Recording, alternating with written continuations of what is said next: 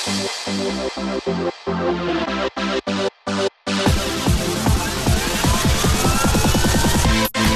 ýaşlar, täze topun gepleşigini dinleýärsiňiz. Studiýada siz bilen men Sahra. Gepleşigimizde ýaşlar we syýasy agdarşyklar diýen tema boýunça Ukrainadaky we Gyrgyzstandaky syýasy agdarşyklara şaýat bolan türkmen ýaşlar bilen geçiren söhbetleşigimizi eşdirer.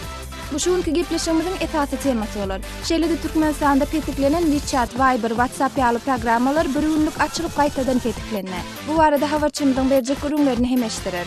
Şeýle-de gepleşigimizde türkmen ýaşlarynyň internetdaky işçiligi barada taýýarlar maglumatymyzy eşdirenmizden soň Kanadada geçiriljek halkara kinofilm festivali barada taýýarlar maglumatymyzy hem dikkatinizi hödürler. Gepleşigimiz soňuna çenini dinleseňiz käbir beýle kygdykly maglumatlar hem dinläp bilersiňiz.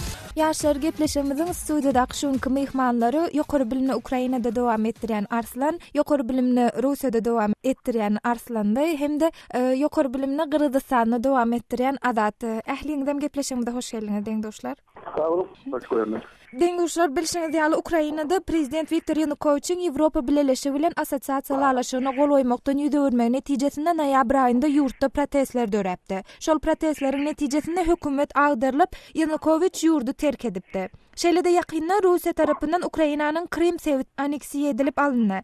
Ýani sähel çabagtyň içinde ýurtda hökümet agdaryly ýurduň bir bölegi hem beýleki bir ýurt tarapyndan aneksiýa edildi. Bu ýagdaýlaryň ählisine Ukrainada okuyan talipler hem şaýat bolurlar. Şeýle-de Arslan sen özüň hem şaýat bolansoň edil aneksiýa bolmasa da şoňa meňde syýasy krizis we hökümet agdarylyşy 2009-njy ýylda Gyrgyzstanda hem bolup geçipdi. Bu ýagdaýlar umumyň aýdylanyny Türkmenistan üçin nätanış. Indi deňdoşlar, sizden sorasym elä, şunyň ýaly syýasy wakalar sizde nähil täsir galdyrdy? Ilki bilen Ukrainada okuyan Arslandan başlaýylmy?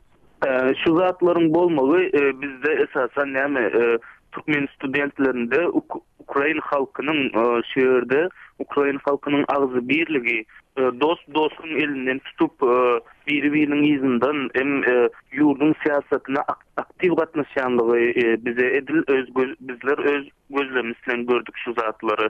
Hem ýurdun ösmegi üçin şu ýerdäki halkyň ýaşlary, eger garrylary hemmesi bile geljekdi Ukrainanyň syýasatyny, ekonomikasyny azat Ukrainany özbaşlyk Ukrainany döretmek üçin Ýewropa Birleşigine goşulmak üçin agzy birlikde hereket et başladylar. Şu zatlary göz ýetirdik şu ýerde esasen agzy birligi halkyň. Sağ ol Arslan. Azat, sen bu barada edil Ukrainada ýaly bolmasa-da, ýagny Russiýa tarapyndan Kremň aneksiýa edilmegi ýaly ýagdaý bolmasa-da, Gyrgyzstanda da mundan bir näçe ýyl ozal hökümet agdarylyşy bolup geçdi. Sen şol döwürde Gyrgyzstandadyňmy? Onu şu döwürde Gyrgyzstandadyň. Meni diýesim bilen zat soňky 2010-njy ýyllar 2000 ýaşdakyny gördüm. Şunam gördüm özümden. Kış kaldyran täsiri ýok. Hiç şey ýok. Yani halk doğrudan büyüştüler, çıktılar, nägilerini bildirdiler ve gerçekten adamını sayladım, makamda koydular bir niştata. Aslında diyecek kolanın berde bırak halkın saylandı yok da halk saylayan makamda. Halka saylar ýaly şert öğrettiler, belli bir adamı bir niştata, iki niştata. Ve elbette ulaşan yerler ama önküden idagaydan yerler ama ve şunu menleşler. Sağ ol Azat, senin öz baştan geçirmelerini bizim bilen paylaşan için. Arslan, sen Russiýada okap ýörsiň şu häzirki wagtda. Sen umumyň şeýle mesela Ukrainadaky ýagdaýlardan hem habarlysyňdyr, Russiýanyň Krimi aneksiýa etmeginden hem elbetde habarlysyňdyr. Sen şeýle syýasy wakalar eşleninde bu ýagdaýlary sende nähil täsir alýar?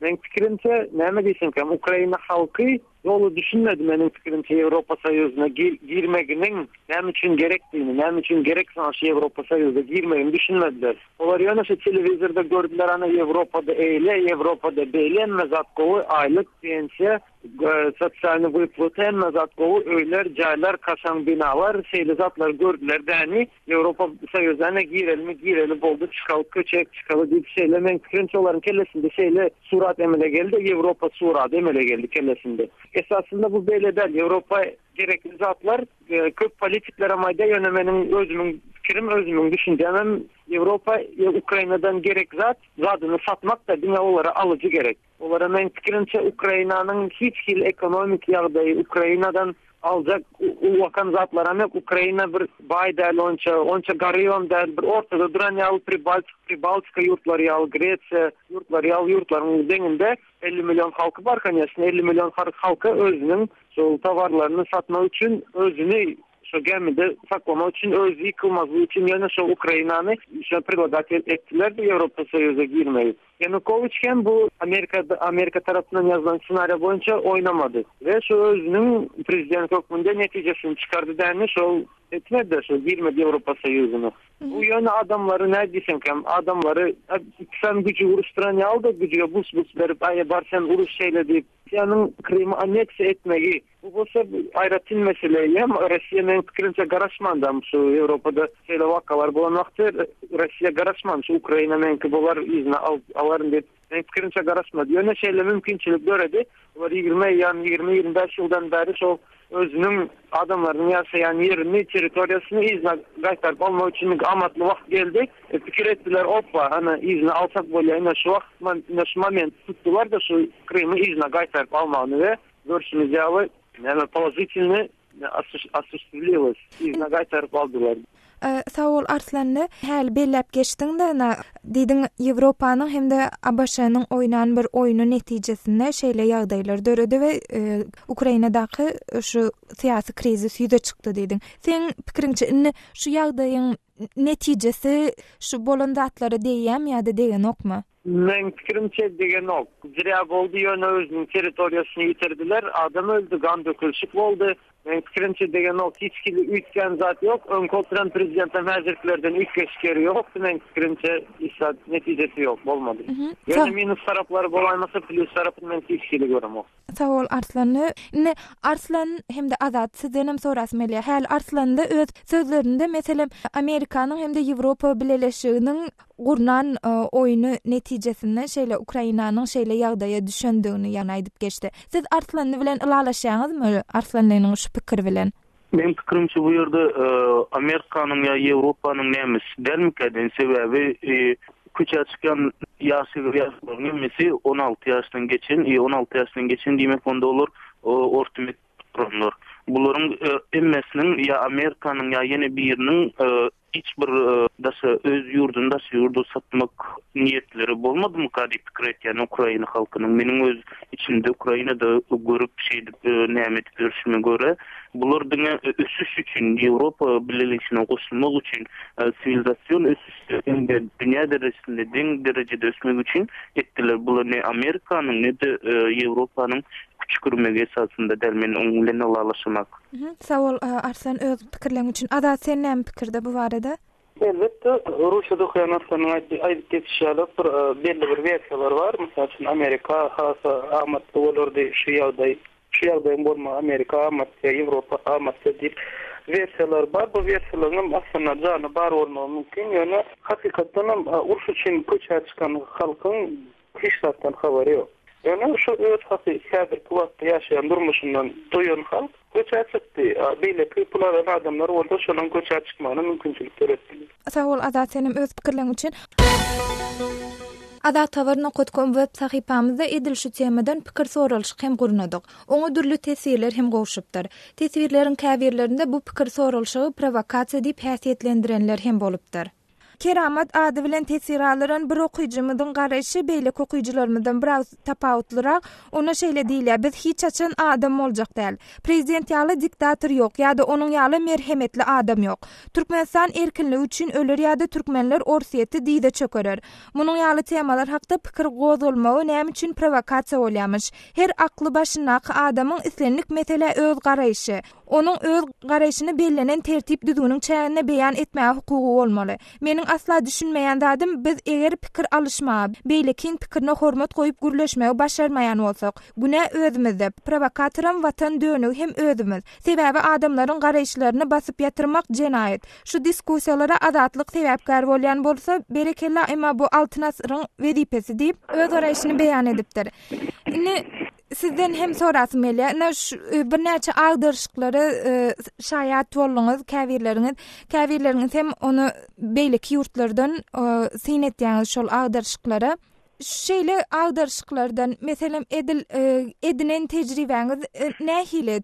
tecrübe netije çıkarıldı bolsu. Yani tecrübe şeyle yağda etkenli getirmeli değil. İslendik yurtta, islendik teritoriyada tapavda yok. Nirde öz yurdumda, başka yurdumda tapavda yok. Şu derece etkenli en esası getirmeli değil. Şu derece etkenli derece yetmenke asaklarını dövüp neme problemalar var. Bolsa düzedip lişni zatları ayırıp kem yerlerine koşturup yine şeyle yağdayda saklamak. Ravna veşede saklamak da gepin diskasının fikrimse şu derece yetmezlik. Arslanla indi şu derece yetmedliğine näme sebäp bolup biler? Yani şu derece yetmedligi üçin adamlar bir dadın uğruna çalışmalymy ýa-da hökümet bir dad etmäge synanyşmalymy? Adamlaryň özlerimi ýa-da hökümetmi? Yani şu gurrunun edýän derejäňi yetmedligi üçin.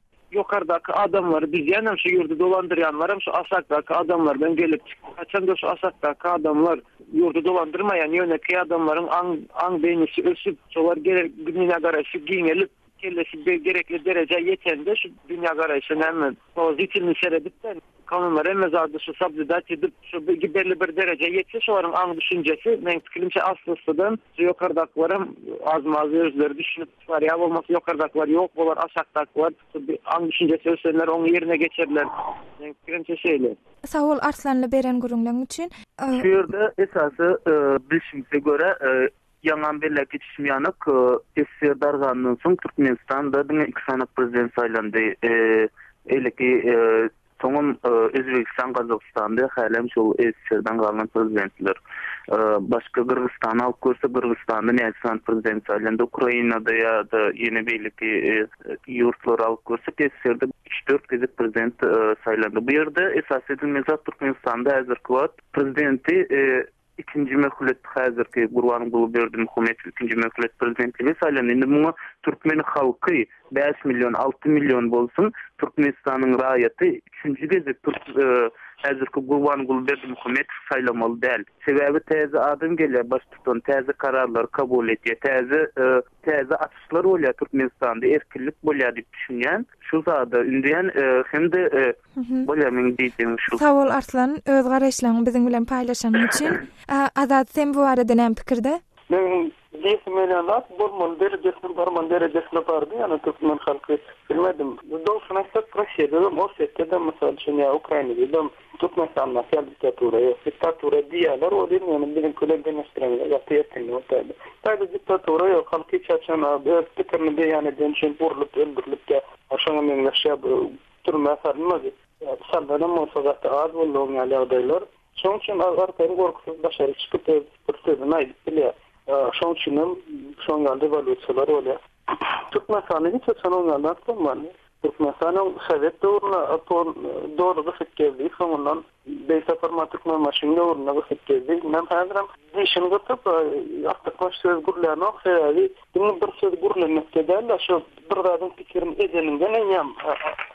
Köpçülükten ayırıp ağçırılık derler. Da diyecek koyarlardım. Şoň üçin yani çare görmeli diyen sonra var. Biz Türkmenistan'ın ýagdaýyny anlamaly. Ýa-ni hiç o ýagdaýda etlenmeli ýaly.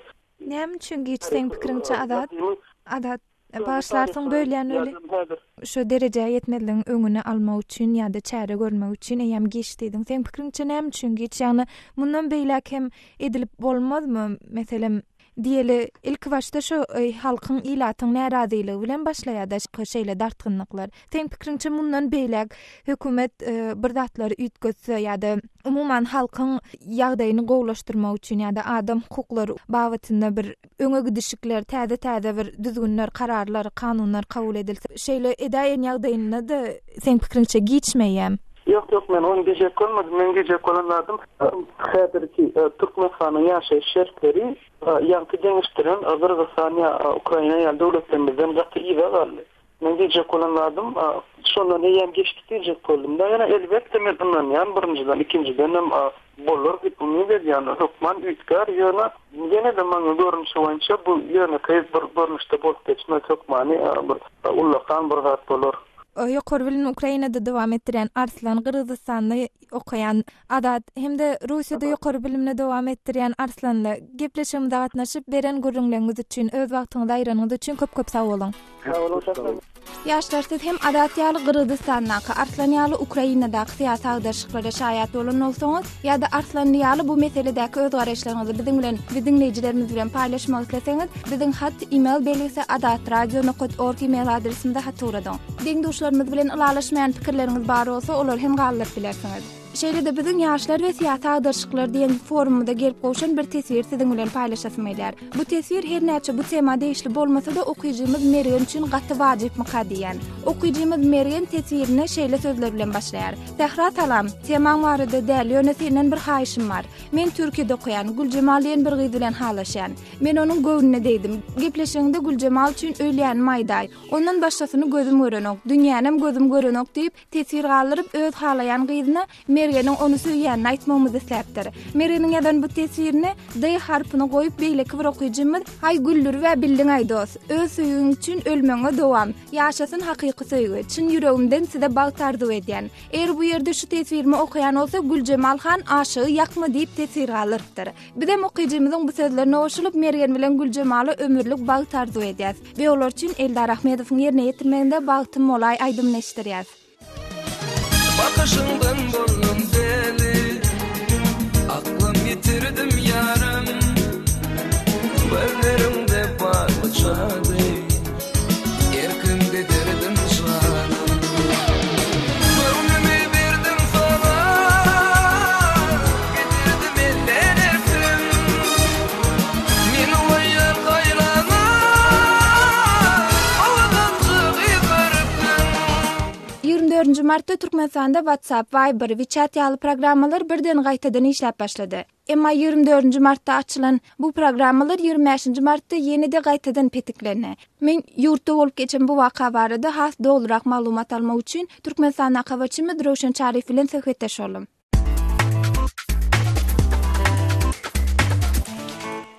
Rowşan 24 martda Türkmenistanda öňden ýapyk bolan WeChat, WhatsApp, Viber ýaly programmalar gaýtadan işläp başlady dediň. Soňra-da ýene-de bir gün geçen soň gaýtadan ýapyldy diýilen maglumatlar gelip bolşdy. Edil açylany näme açyldy?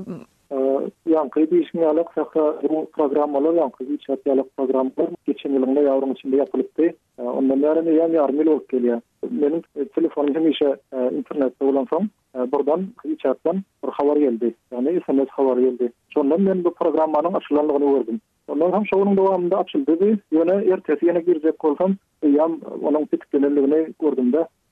Yani ýalanatlarym goýup Adatça Türkmenistan'da bu programmalara proxy server bilen girýärler, yani proxy programmalar bilen girýärler. O programmalara IP adresi ýetkizip Türkmenistanyň goýan setinden aşylýar-da. Meşe çoğu bilen girýärler. Rowşan häli şu WeChat programmasyny SMS geldi diýdiň. Nähil SMS mazmununda nämädi? Ya ol meniň ýoldaşlarymyň goýan SMS-i onda bu meniň ýagdaýym soratdy. Nähil boldy. Şondan WeChat'ın işleýärligini bilip galdyk. Rowşan bu programmanyň näme üçin açylyp, näme üçin hem gaýtadan petikleneni barada bir resmi maglumat ýa-da umumyň il içinde bir ýa-da gurrunga edilen bir maglumat boldymy? Halkyň içindeki gurrunlar men bilemok. Ýöne näme mundan bir kaý ozal döwlet başlygy internetde gowlaşdyrmak barada buyruk berdi. Şondan soň känwir internetde ýa-da internet ulamynda geçirilýän işleriň netijesinde belki şöyle bir näsazlyk bolan bolmagy mümkin. Şol wagtyň özünde de käwir programmalaryň işlemegi öğrenim yaramazlaşdy. Mesela şöyle programmalaryň içinde ýa-da Gtalk var, bu Google serwisiniň berýän ýa-da chat programmasy şol kämir gowy işlenok. Aram şöyle programmalaryň ýa-da tetikli programmalaryň şol işleriň alyp barylýanlygynyň netijesinde belki gowşaýan bolmagy mümkin diýen bir durumlar bar. Şöyle orçaklamalar vardı. Yani bu anık näme sebäpden diýip açylyp ýapylanlygy barada häzirlikçe hiç hilet maglumat ýok. Rowşan gepleşiginde atnaşyp beren gurrunlaryň üçin köp sag bol. Sag bolun. Deňdoşlar ýurtda WhatsApp, Viber, WeChat ýaly programmalaryň gaýtadan açylyp we ýene-de gaýtadan petiklenmegi barada öz pikir garaşlaryňyzy biziň bilen we dinleýijilerimiz bilen paýlaşmak isleseňiz, bizi Twitter'da täze tokun habarçymy Rowşan Çarif ady bilen tap bilersiňiz.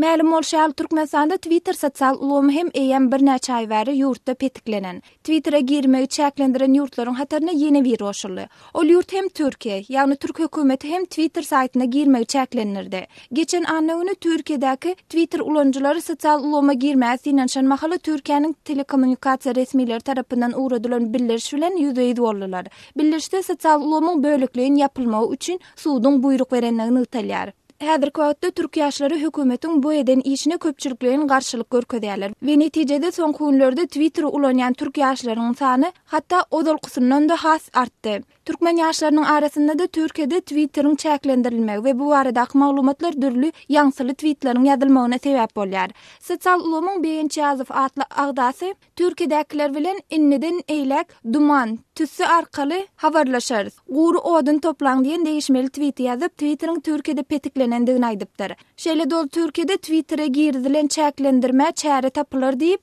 Twitter'e Türkiýeden girmegiň ýene bir ýoly diýip link ýerleşdirip sosial ulamyň beýleki agdarlaryna maslahat berji tweet ýazypdyr. Ertir.com-da bolsa Mahinur atly agdanyň moda göremi ýa-da kada göre diýen temasy sosial ulamy agdarlarynyň arasynda uly gyzyklanma döredipdir. 24 martda gozalan bu tema 25 martda çenli 1134 tapar okulypdyr we oňa 100 sany hem tesvir ýazylypdyr. 32 tapar halanyň bu temada gyýdylaryň moda göremi ýa-da kada göre giyinmeligi barada gürrüň edilýär. Bu tema ilkinji ýazylan tesvirleriň birinde Granneýen atlagda gyýdy reliefini belli edýän geyimler köp gelýär. Bu geyimin geyilmeginde maksat näme diýen soraw orta atypdyr. Angel Balajy atly beýleki bir agza bolsa goşulýan. Awtor gowy mena sadadan skromnuja geyinseler halayan diýip tesvir aldyrypdyr. Silwatly ýene bir agza bolsa biziň işimizde skromnulygy talap edýär diýip öz iş ýerinde geymek talap edilýän egin eşik düzgüni barada maglumat galyrypdyr. Bu tema boýunça ýazylan soňky tesvirleriň birine separatly agza meniň pikirimçe her kim özüniň geyinişini görmeli. Soňra ýyle baha kesmeli. Bir adama daşky görnüşi bilen baha berip bolmaz.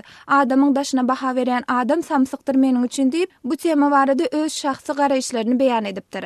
Kontakty sosial ulamynda bolsa Şatlyk Sopaýew ýagny Şatlyk klip atly agza ýa-da topar tarapyndan açylan pikir soralşyk ünsüm çekdi. Pikir soralşykda Şamrat Orazowyň haýsaýdymna klip düşürsek gowy bolar diýip soralýar. Pikir soralşygyň jogaplarynyň arasynda Şamrat Orazowyň söýügi men bagtly diýen aýdymlary bar. 24 martda açylan bu pikir soralşygy 25 martda çenli jemi 20 adam ses berip olaryň 14 sanysy söýügi, 7 sanysy hem men bagtly aýdymna klip düşürmeli diýip ses beripdirler. Şeýle bu sosial ulamda daşawy guwada atly topar tarapyndan açylan ýeni bir pikir soralşygy hakda maglumaty siziň bilen paýlaşýarmyň. 24 martda açylan bu pikir soralşykda Türkmenistanda 7 gyzyň suraty ýerleşdirilipdir we onda şol gyzlaryň haýsysynyň iň owadan gyzy soralýar. Bu pikir soralşygy 25 martda çenli jemi 135 adam ses beripdir we 12 tapar hem halanyp 2 gezek hem gaýtadan çap edilipdir. Pikir soralşygyň 25 martdaky netijelerine görä 7-nji nomerde ýerleşdirilen gyz 1-nji orna münasip bolupdyr.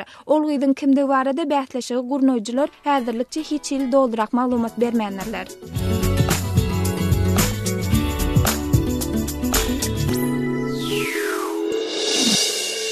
Häzir biz Awraýly halkara kino festiwallarynyň biri barada gurrun bermekçi. Gurrun etjek bu festiwalymyz 28-29 mart aralygynda Kanadanyň Vancouver şäherine geçirilýär. Bu nähili kino festival diýip soramaňyz mümkin. Soragyň jogaby şeýle. Kanadanyň halkary kino festivalini dünýäniň 90 ýurdundan kino sunuwatynyň wekilleri gatnaşýarlar we olar festivalda öz düşüren dokumental filmlerini, animasiýalaryny, aýdymsaz kliplerini, kino filmlerini görkezýärler diýip Kanada International Film Festival atly web sahypada habar berilýär. Kinoçularyň düşüren videolary festiwalyň degişli kategoriýasyndaky bäsleşige gatnaşarlar we soňra olar festiwalyň çaýyny görkezdiler. Gurrun edilýän web sahypada bellenmegine görä her ýyl geçirilen bu festivalda esasy kategoriýalaryň ählisi boýunça ýagny iň gowy kino filmler, iň gowy kino döredüjiler, iň gowy awtorlar we aktyorlar diýen baýraklar berilýär. Festiwalyň emin agdarlary tarapyndan saýlanyp Grand Jury Award atly baýragy münasip boljak kino film bolsa festivalda görkezilen iň gowy film bolar.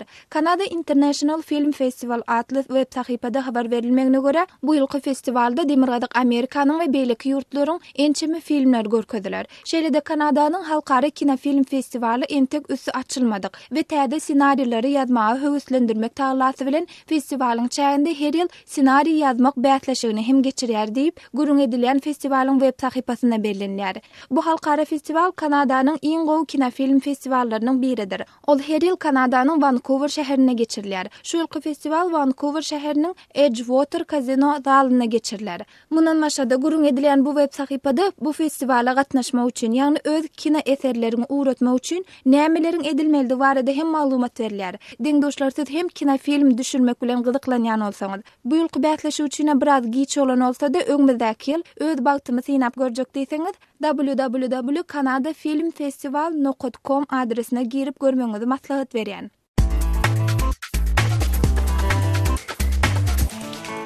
Gepleşigimiziň tamamlanmagyna 2 minut dolay wagt galyr. Şu aralykda ýakynda internetde gözüm bilen bir maglumaty siziň bilen paýlaşmakçy. Bu maglumatym aspirantura okuwyny Germaniýada okumak isleýän ýaşlary hassa gyzyklandyryr diýip pikir edýän. Nemes akademik alış çalış gullugy, ýagny DAT, Germaniýada okumak isleýän türkmen ýaşlaryna stipendiýaly okuw programmalaryny hödürleýär. Ýagny bu programma ardalaryny tapşyryp okuwa kabul edilen talipleriň Germaniýanyň uniwersitetlerinde ösüş uğruna değişli bölümlerde aspirantura okumagy mümkinçilikleri olar. Bu programmanyň jekmejekleri bilen gyzyklanýanlary öňümizdäki gepleşiklerimizde programmanyň resmileri bilen gepleşip has dolurak maglumat almasy inen şert.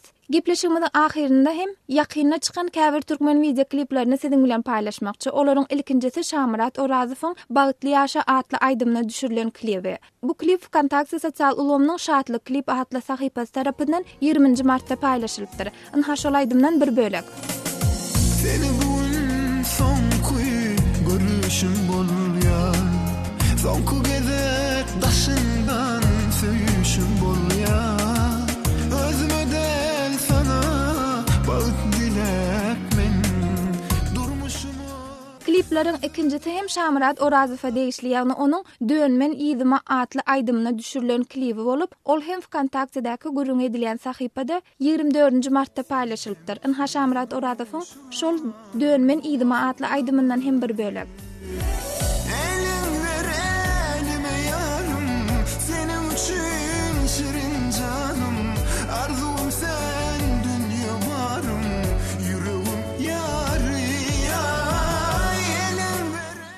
Deňdoşlar, şunuň bilen bize berilen wagtyň hem soňuna ýetdik. Islenlik mesele boýunça biziň bilen habarlaşmak üçin hat email belgisi adatradio.org email adresimizden peýdalanyp bilersiňiz. Şeýle-de täze tokun bilen sosial ulgamlar arkaly habarlaşmak isleseňiz, bizi Twitter'de hem de Facebook'da täze tokun ady bilen tap bilersiňiz. Öňümizdäki hepdäniň çarşamba güni efir tokunlaryna duşuşan çak hoş.